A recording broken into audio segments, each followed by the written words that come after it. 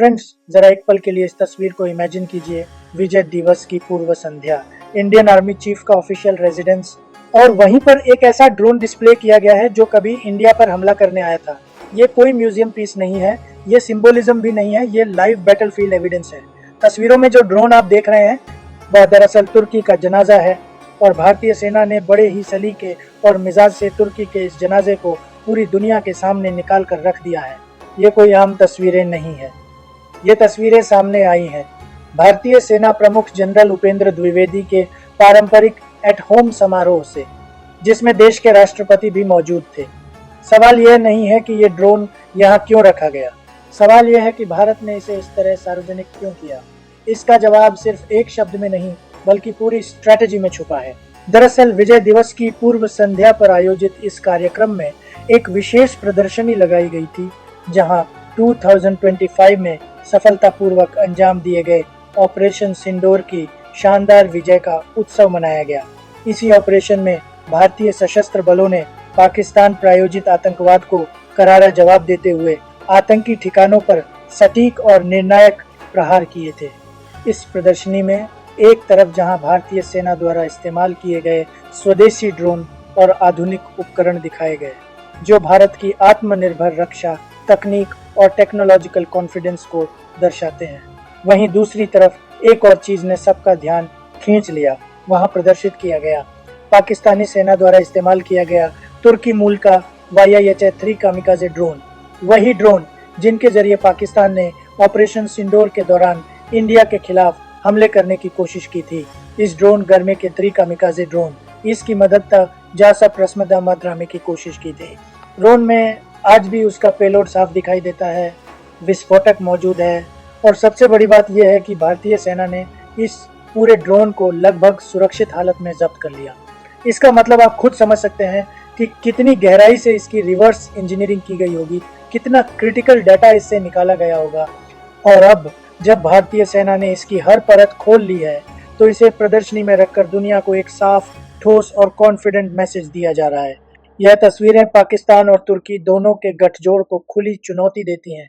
चाहे आसिम मुनीर दुनिया भर में जाकर कितना भी प्रोपागेंडा कर ले, सच्चाई यह है कि उसकी शर्मनाक हार के ठोस सबूत आज पूरी दुनिया इन तस्वीरों में देख रही है। YIHA-3 जैसे तुर्की पाकिस्तानी संयुक्त रूप से विकसित high precision loitering munition drones, जिन पर पाकिस्तान को बड़ा भरोसा था, भारत के एयर डिफेंस और इलेक्ट्रॉनिक वॉरफेयर ने उनकी पूरी प्लानिंग पर पानी फेर दिया।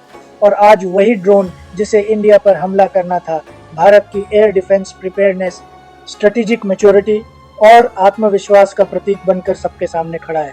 एक क्लियर मैसेज के साथ पाकिस्तान के लिए, टर्की के लिए और पूरी दुनिया के लिए।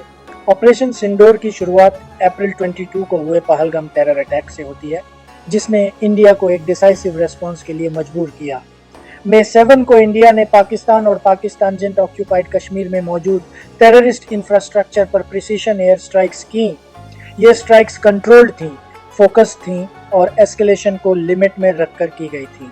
लेकिन इसके जवाब में पाकिस्तान ने कन्वेंशनल वॉर की जगह हाइब्रिड वॉरफेयर का रास्ता चुना, जिसमें ड्रोन्स, साइबर टूल्स और डिनाएबल एरियल प्लेटफॉर्म्स का इस्तेमाल किया गया। फ्रेंड्स, इंडिया के एयर स्ट्राइक्स के बाद पाकिस्तान ने डेस्परेशन में हंड्रेड्स की संख्या में लॉइटरिंग म्यूनिशंस और सर्वेलेंस ड्रोन्स डिप्लॉय किए। इनमें से कई drones Turkish Pakistani joint development थे, जिनमें सबसे प्रोमिनेंट नाम था YIHA-3, जिसे बेकर और पाकिस्तान की नेस्टीपी ने ज्वाइंटली डेवलप किया है मई 10, 2025 को। ऐसे मल्टीपल ड्रोन्स ने अमृतसर के खासा कैंटोनमेंट और आसपास के सिविलियन एरियाज के ऊपर इंडियन एयर स्पेस ब्रीच किया। इंटेंट साफ था, मिलिट्री इंस्टॉलेशंस को थ्रेटन करना, सिविलियंस में फियर क्रिएट करना और इंडिया की एयर डिफेंस रेडीनेस को टेस्ट करना। इंडियन आर्मी की एयर डिफेंस यूनिट्स ने इन इंट्रूजन्स को रियल टाइम डिटेक्ट किया और स्विफ्टली रिस्पॉन्ड किया। Upgraded L-70 anti aircraft guns, integrated command and control system, Akashteer और इलेक्ट्रॉनिक वॉरफेयर एसेट्स, सबने मिलकर लेयर काउंटर UAS नेटवर्क के रूप में काम किया। रिजल्ट यह हुआ कि ड्रोन्स मिड एयर ऑब्लिटरेट कर दिए गए और डिब्री ओपन फील्ड्स में सेफली गिरा, जिससे सिविलियन डैमेज पूरी तरह अवॉइड हुआ। यह इंटरसेप्शन सिर्फ टैक्टिकल विन नहीं था, बल्कि प्रूफ था कि इंडिया का बॉर्डर एयर डिफेंस इकोसिस्टम अब मैच्योर और बैटल टेस्टेड है। YIHA-3, जिसे बायरक्टर YIHA-3 भी कहा जाता है, टर्की के बेकार और पाकिस्तान के NASTP के कोलैबोरेशन से बना लोइटरिंग म्यूनिशन है। इसे कामिकाज ड्रोन के रूप में डिजाइन किया गया है, यानी टारगेट आइडेंटिफाई करके खुद को एक्सप्लोड करना। यह ड्रोन लगभग 150 किलोमीटर तक स्ट्राइक कैपेबिलिटी रखता है और करीब 10 किलोग्राम तक का वॉरहेड कैरी कर सकता है। इसे 170 क्यूबिक सेंटीमीटर के ट्विन स्ट्रोक इंजन से पावर मिलती है, जो इसे लो पावर कंजम्पशन के बावजूद लॉन्ग एंड्योरेंस देता है। शूट डाउन होने के बाद इंडियन आर्मी के साइबर और टेक्निकल एक्सपर्ट्स ने इस पर्टिकुलर YIH-3 ड्रोन को कम्प्लीटली डीकंस्ट्रक्ट किया।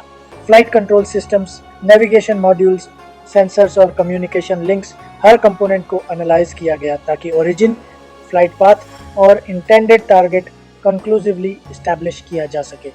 एनालिसिस से यह साफ हुआ कि ड्रोन लाहौर रीजन से लॉन्च किया गया था और इसका मिशन इंडियन मिलिट्री इंस्टॉलेशंस की सर्वेलेंस और पोटेंशियल स्ट्राइक से जुड़ा था। विजय दिवस, जो दिसंबर 16 को सेलिब्रेट किया जाता है और इंडिया की 1971 वॉर विक्ट्री को कमेमोरेट करता है, इस डिस्प्ले के लिए परफेक्टली चोजन बैकड्रॉप है। आर्मी चीफ के रेजिडेंस पर YIH-3 रैकेज को शो पीस के रूप में डिस्प्ले करना सिर्फ मोरल बूस्ट नहीं है, बल्कि स्ट्रेटेजिक कम्युनिकेशन का मास्टर स्ट्रोक है। फ्रेंड्स, टर्की में बना ड्रोन पाकिस्तान से उड़ाया गया और इंडिया में गिराया गया। ये सिर्फ एक न्यूज़ हेडलाइन नहीं है, ये इंडिया की प्रिपेयरनेस, कॉन्फिडेंस और स्ट्रेटेजिक क्लैरिटी का प्रमाण है। विजय दिवस के मौके पर इस ड्रोन को डिस्प्ले करना एक साइलेंट बट पावरफुल रिमाइंडर है कि इंडिया आज रिएक्शनरी नहीं है, इंडिया रेडी है। अगर ये वीडियो आपको क्लैरिटी और पर्सपेक्टिव देता है तो लाइक कीजिए, शेयर कीजिए और चैनल को सब्सक्राइब कीजिए, क्योंकि यहाँ हम सिर्फ इवेंट्स नहीं बताते, हम उनके पीछे की स्ट्रैटेजी समझाते हैं। मैं रविश कुमार, साइनिंग ऑफ।